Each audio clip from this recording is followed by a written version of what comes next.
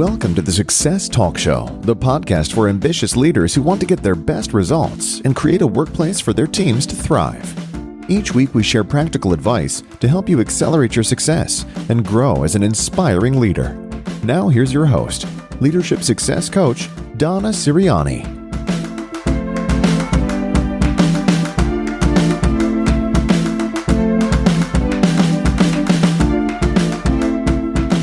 Welcome to another episode of the Success Talk Show. This is Donna Siriani, Leadership Success Coach and founder of Success Compass Academy. In this episode, I'm going to share with you 5 mistakes that could cost you the interview. So think about which one of these scenarios might be the best fit for where you are right now. You may be going after a role within your company that's just being created. Maybe it's a brand new role and you're hoping that you will be the top candidate for it. It's a position you're really excited about and you're thinking this might be a really perfect next step for you. Or maybe somebody has left the company and the role that they're vacating is one that you're really interested in. You've had your eye on it for a while. It feels like it would be a good fit for you. It's being posted internally and you're really hoping that you might get that position. Or maybe you're looking outside your company at other opportunities. Brand new company, brand new position. It's even possible that maybe recently you've been laid off. Maybe your company is downsized or restructured. And so you really want to make sure you make a good choice for the next position that you take. And, clearly there'll be a series of interviews regardless of which of these scenarios, best suits your current situation. So regardless of the scenario, I want to share the top 5 mistakes that I see people make that could cost you the interview, right? I want to set you up for success by sharing with you what I've seen and what I've learned over really many years of both being a hiring manager and working with executive recruiters. But first, let's talk a little bit about the interview process before I dig into the mistakes. Now, the interview might be a multi-phased process, and the interviewer could be a whole number of people. It could be the hiring manager, another leader in the organization who might become a peer of yours if you get the job, a key stakeholder, someone who might become one of your employees, or maybe somebody from HR. So there's lots of scenarios for who these interviewing leaders could be. Now, throughout my career, and I've always been in technology, I personally have worn all of these hats, both hiring for my own organization as well as hiring for other teams. I've also interviewed future bosses on several occasions. So it's highly likely that you're going to have multiple people, multiple interviews, and you're really trying to get through the first interview to get the second one and so on. Now, I once had 17 interviews for a role. So just set yourself up mentally that the first interview, it's just think of it as you're going through, a relay race or a marathon, that you're just trying to get through the first interview and have them like you enough and think you're a good fit so you can get to the second interview and so on. Treat every one of these interviews as if the person interviewing you is the final decision maker. Don't let your guard down. Don't make assumptions about who they are and what their role is in the process, because you never know how each interview is going to impact the final decision. So you want to be at your best every single conversation. So think of the interview process as a series of gates that you need to pass through in order to get the offer. And the first gate is establishing that you have the skills, knowledge, and experience to do the job. So let's dig into the mistakes that I've seen happen most frequently and what's really left people behind in the interview process. Mistake number 1 is not being able to clearly articulate what you bring to the table. Now, by giving vague explanations of what you're good at, you won't make that big impact you're hoping to make. So, for example, you'll be asked the same question many different ways by several different people, and what they're really trying to get at is, what are you good at? What are your superpowers, right? So if you, however they phrase the question, if you answer with saying things like, I'm good with people, I'm a team player, collaborative, results-oriented, I have good communication skills, this won't really make much of an impression because these phrases are just too general. And quite honestly, everybody says the same thing. So you're not going to stand out. You need to be far more descriptive than this, and you need to provide a more detailed look at what you're good at, what you contribute, what you bring to the table, what your strengths are. Now, by doing this, you'll set yourself apart by demonstrating that you have a deep or in-depth understanding of your own abilities. That self-awareness is extremely important in the impression that you're going to make. Now, I have many coaching clients who have enrolled in my Acclimate to Accelerate program because they want to position themselves for a bigger role, to make a bigger impact, but they realize that they were not able to clearly articulate their strengths. Again, their contribution, what they're good at. It's not that they don't know the results they're getting, but it's really hard for many, many people to look in the mirror and then be able to have that reflection and clearly articulate it when you're sitting in front of somebody, right? So you're not unique. If you feel a little tongue-tied, it's quite common. So in my program, I take you step by step through a process to clarify this in detail. And then once you have this clarity, you can use this information in many, many ways. On your resume, in your LinkedIn profile, on interviews, in conversations, and then ultimately in driving your own success, accelerating your success. Okay. So if you're interested in learning more about this program, you can simply click on the link myownsuccesscompass.com. Now, mistake number 2 is not sharing specific examples of where you've personally been responsible for the results that qualify you for this role that you're interviewing for. Now, many, many candidates will speak in generalities, use expressions like, we did this, we implemented that, here's the result that we got. And this is really a red flag to the interviewer. The interviewer wants to know what you did to contribute to the results. Exactly what did you do? What steps did you take? What role did you play? And in what ways did you demonstrate effective leadership? So again, it's a red flag if you don't share specific examples of what you did, because then they really might finish up the interview thinking you were part of a bigger organization, and they're not going to maybe want to take a risk on you, or that gamble of you being the one, the leader, who they're going to look to be out in front and what they could expect from you. That consistency, reliability, dependability, the leadership skills, the initiative, because maybe you didn't articulate it in enough detail for them to feel trust and confidence in what you're offering. Okay? So if you don't share specific examples in detail, it will cast a shadow of doubt on whether or not you've got the experience they're looking for. Now, on the other hand, when you articulate it and provide full transparency, you establish enormous credibility. Because the technique that you probably have found in most interviews is called behavioral interviewing. The interviewer asks you a question to learn how you've handled something in the past as a way to gain insight into how you're going to handle that same type of situation in the future. And, it's based on the premise that past behavior is the best predictor of future behavior. Okay. So generally, questions that are of the behavioral interviewing style will sound something like this. Tell me about a time when, or what's an example of a situation where you've had to, right, fill in the blank. And, an example could be, and this is the type of detail you'd really want to think about. Maybe they asked you, tell me about a time when you implemented a process improvement in the organization, right? And what role did you play?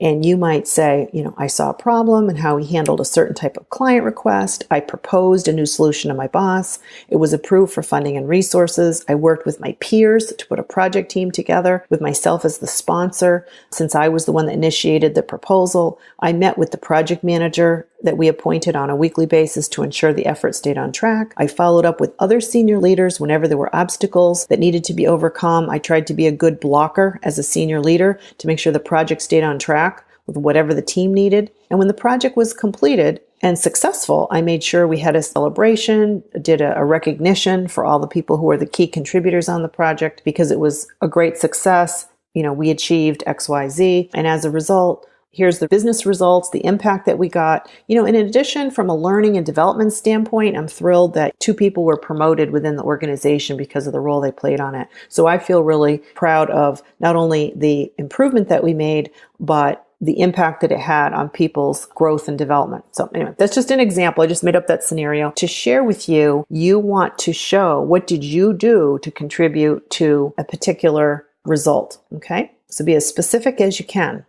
Mistake number 3 is not understanding or highlighting what sets you apart from your competition. The mistake is you are assuming that the interviewer will figure that out. But what I want you to do is assume that every other candidate interviewing for the role has exactly the same qualifications, skills, and experience you do. And if you fail to highlight what makes you different or unique, you miss an opportunity to stand out from the competition. So, think about it this way. Let's say there were, 5 to 10 other candidates. They're all interviewing in the same time period. At the end of the day, when the people doing the interviewing look back, how will they pick who the front runner is for the job? You may be overlooked if you don't point out what makes you special, unique, different, that extra value that you can offer, what you think sets you apart. So it's worth your time and effort to think about what you offer that's different or unique. Okay. I'll just give you a really quick example.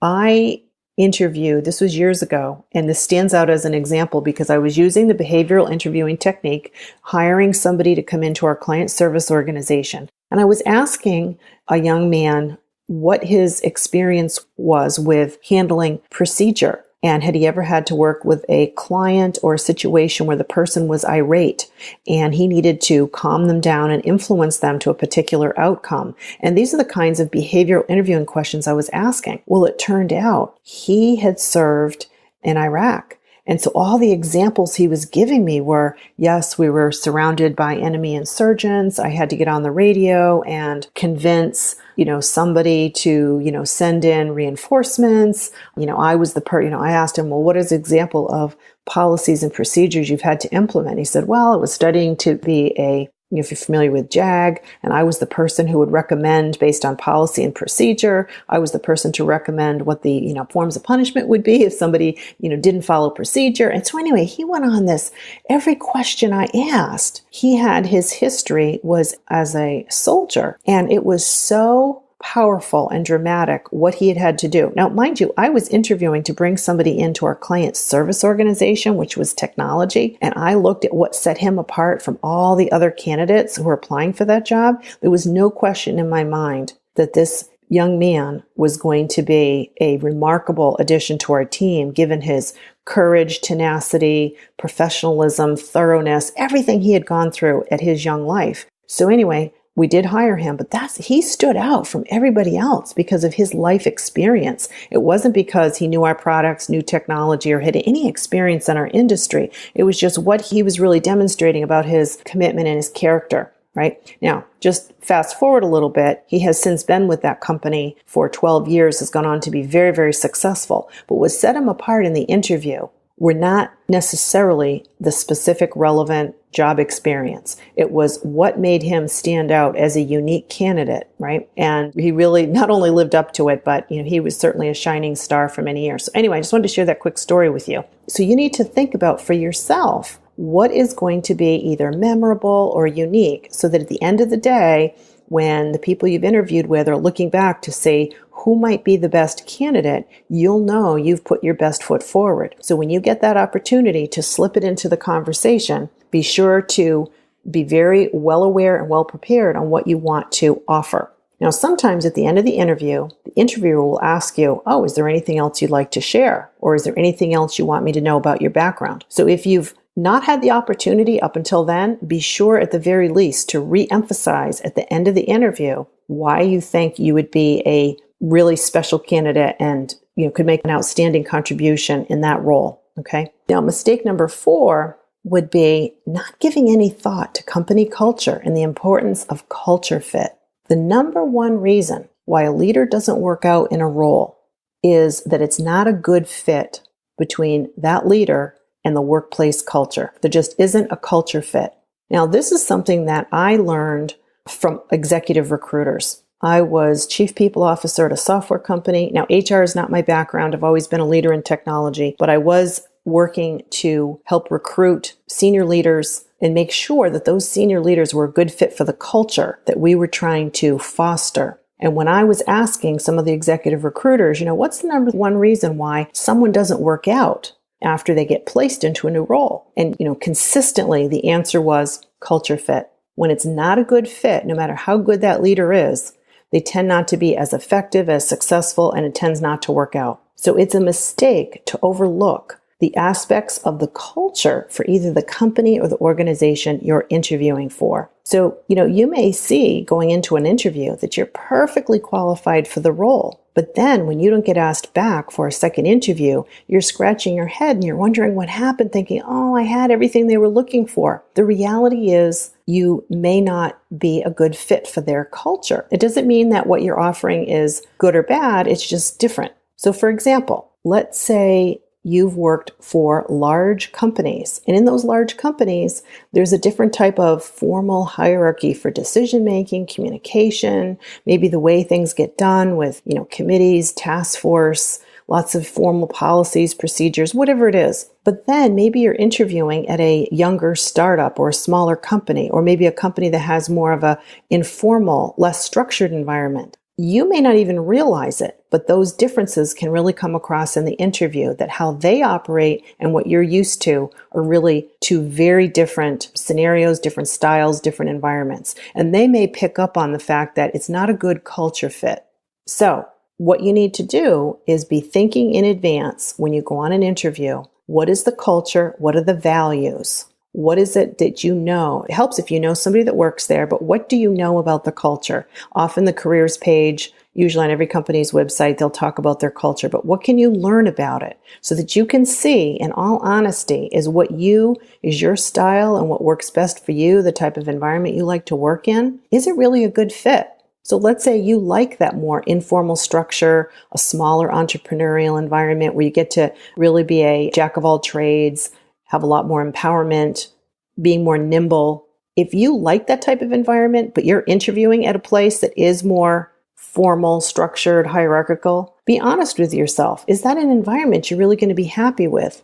I once worked at a company where we had a small team of engineers who had founded a company, they'd been acquired, and as we started to implement more structure and process, and they had less say in the product, the direction the product was going in, several of them decided to leave because it was no longer the type of place they had wanted to work, right? Once they started feeling that structure and formality, they thought, I want to go work at a place that feels more entrepreneurial. They started to leave because the workplace no longer represented their highest priorities and their highest values. And some of that is the evolution of a firm, right? But you need to be deliberate. What are you looking for? Where are you going to thrive? And what's the culture or environment for the company that you're interviewing for? It needs to be a good fit. Otherwise, you both may end up being a little disappointed with the fit, okay? So be aware of that, because then on the interview, you want to ask good questions and make sure that you're coming across in a way that you can see it's a good fit. Be deliberate about it, okay? Mistake number 5 is not showing enough curiosity and asking enough questions, right? You need to show you're a good listener. You need to show that you really have done your homework. It is amazing to me through the years how many interviews the candidates just don't ask enough questions. This is a two-way street. The interviewer clearly is trying to learn about you to see, are you qualified for the role? Are you a good fit?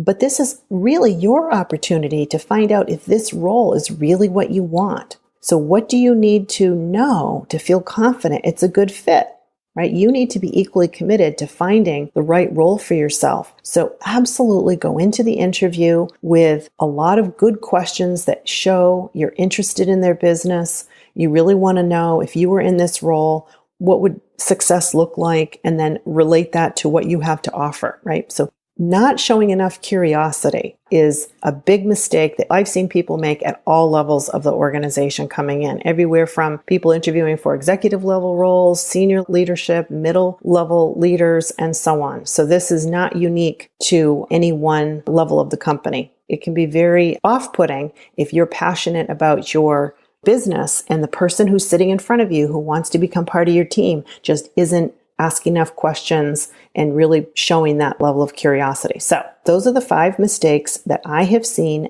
made over and over and over again for many years. And you can really set yourself apart to be the front runner for a position that you're going for if you really prepare in advance to know what the contribution you're going to be making, that you can make, your strengths, specific examples of where you've been successful. You really understand their culture, and you've got a good set of questions. So anyway, hopefully these tips have been helpful for you. In closing, if you're at a crossroads in your career and any of these things that I've touched on in this episode, you feel like you could use more clarity, then I invite you to take a look at my program that you can find at myownsuccesscompass.com.